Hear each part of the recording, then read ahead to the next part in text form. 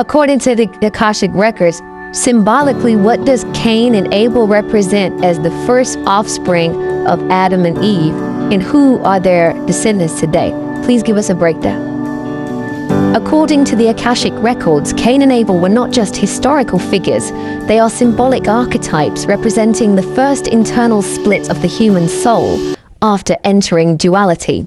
As the first offspring of Adam and Eve, they embody the energetic fracture between two aspects of consciousness, one rooted in ego and will, the other in innocence and spirit. Cain, the force of separation. Cain symbolizes the egoic mind, the part of human consciousness that seeks control, dominance, recognition, and material achievement. His offering to God was born of labor and effort, of tilling the ground, representing the external striving of the will. When his offering wasn't received, his response was to envy, leading to violence. In this, Cain represents the shadow of unacknowledged ego, the belief that love or worth must be earned and that rejection is a threat to identity. He also reflects the birth of competition in the human psyche, the first energetic expression of jealousy, fear of inadequacy, and power over dynamics, the fracture from divine intimacy, seeking validation through force or performance. Abel, the force of surrender. Abel represents the pure heart, the childlike surrender to source.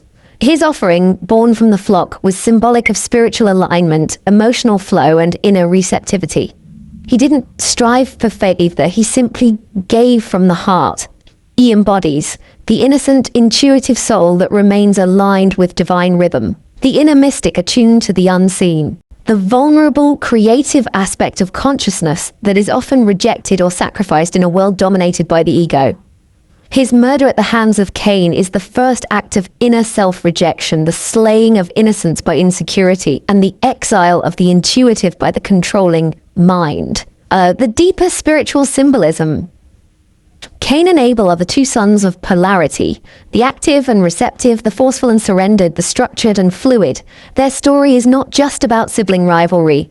It's the soul's first mirror, the first karmic imprint of what happens when divine balance is lost. Their descendants today. From an Akashic perspective, Cain and Abel's energetic lineages live on in all of us.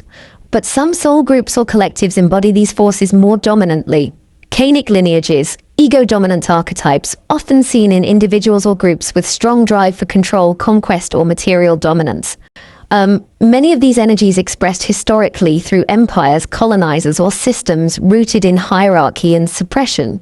Abelian lineages, spirit-centered archetypes, found in mystics, artists, empaths, and those who suffer deeply from a world that does not value innocence or emotional truth. Often marginalized, silenced, or martyred, yet they carry the codes of inner Eden.